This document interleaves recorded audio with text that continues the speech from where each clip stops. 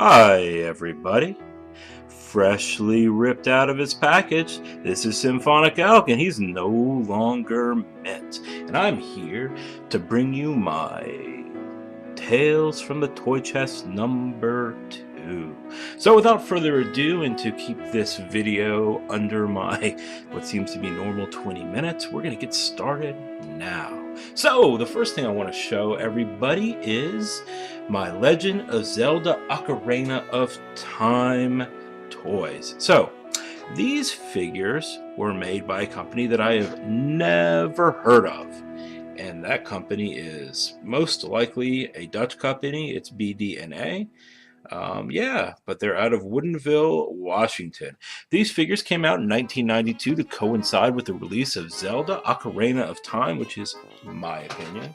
And my opinion matters probably to no one, but it does matter to me and my mom, I think. So I think this is the best game that's ever made. Are very, very, very close to it. I was a freshman in college when it came out, and yeah, it was awesome. So, turns out when they released these toys, no one cared. And the 90s were a weird time for toys in general. I mean, they were huge, huge in the 80s. But yeah, in the 90s, you started seeing the slow but sure switch that kids made from playing with toys to playing video games. And so it made it kind of an odd time where toys were still really produced for children, um, but they were trying to capture the video game market too, so they were making toys for video games. They were making toys that kids didn't necessarily want to play. Why play with a toy when you can actually, kind of become an avatar of the character by playing the game? Until what we get to today, where toys are, very different than what they used to be. They're played with a lot less by children. They're mostly played with by younger children, and a lot of them, frankly, are made for us adults. They're not really made for kids anymore.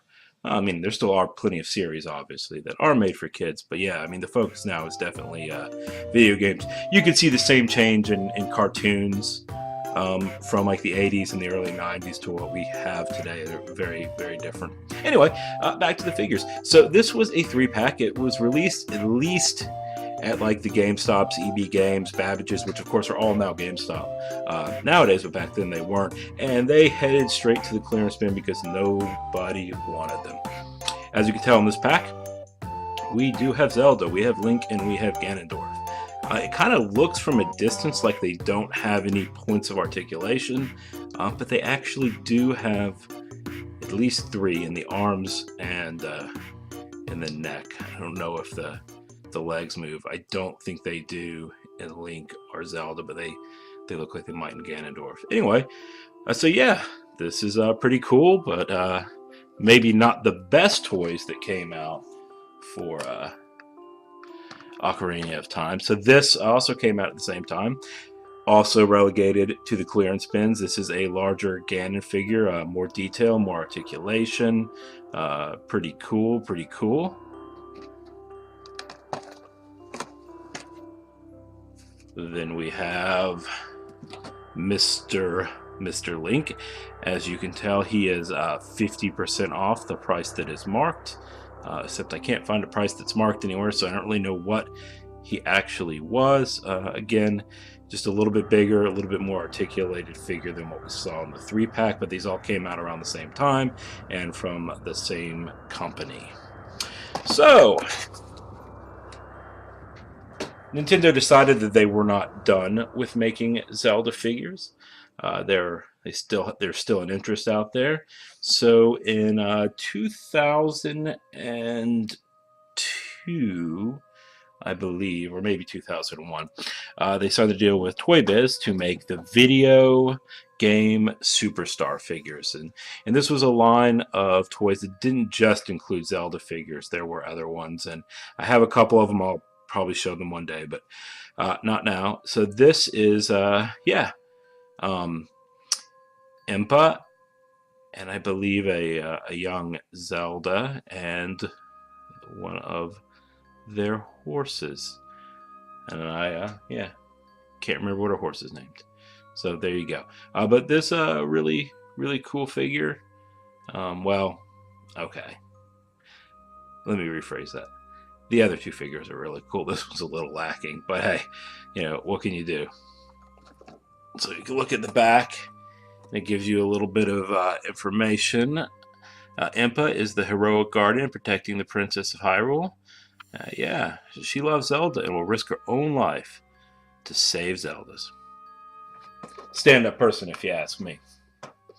Anyway, next we have Link and Epona. So yeah, this figure, I would say a smidge bit cooler than the Impa. Not that I don't like my female toy characters and whatnot, or video game characters, but yeah, this one looks a little bit better. And the last one that we have here is the biggie, and this is Ganondorf, and I don't think he's going to stay up, so I'm going to have to hold him. Yes, this is a cool figure. No doubt. He is quite large, as you can see. The figure and the horse. Yeah, it's really cool. Or at least really cool in my opinion. So yeah, there we go. That's the end of the Zelda figures that I have, and I'll be back in just a moment with another set. Well, not of Zelda figures, but of toys. When there's trouble, you call DW Darkwing Duck. Symphonic Elk is back with his Darkwing Duck toys. Told you I'd be back in just a minute. I had to do a little bit of shuffling around with my toys that I pulled out of their box. I like to call it a toy chest, but it's just a box. Anyway, well, let's get started. So, we've got Darkwing Duck here. If you are around the age that I am, you are aware of Darkwing Duck. So Darkwing Duck was a spinoff of DuckTales. It was on Disney Afternoon. And 91 and 92, I believe. I know these figures came out in 91. And they're by Playmates. Yeah, man, I was a big fan of both DuckTales and Darkwing Duck.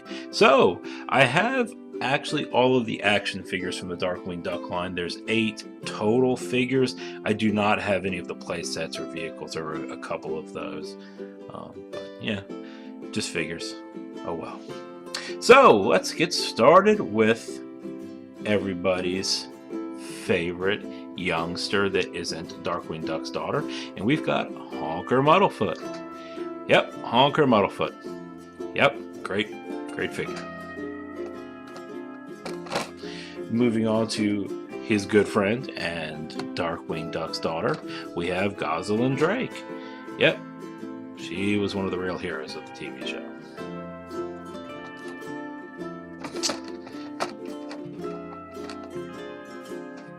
Let's go look at some of the villains, or what we call the Fall Guys. We have Steelbeak. We have Tuscarini, one of the greatest names in villain history. We have Bushroot. Yep. Eco-terrorist Bushroot. And finally, we have Megavolt. Let's get dangerous, folks. Let's get dangerous. And we have 2 more figures to show. First off, we're going to show Launchpad McQuack. Launchpad was one of my favorites, and I was always confused as a kid how he could be on DuckTales and on Darkwing Duck. As an adult, I realized that was just stupid and didn't really matter, but yeah, I cared back then. Yeah, Launchpad, probably my favorite. This is actually the first figure in the line that I got, and I was going to try to have it be the only figure that I had, but if you've watched any of my haul videos, yeah, I like to collect everything. So, like I said, I got everything else. And now, for the man, or the duck among ducks, Darkwing Duck. When there's trouble, you call DW. Anyway, that's all I have for you today.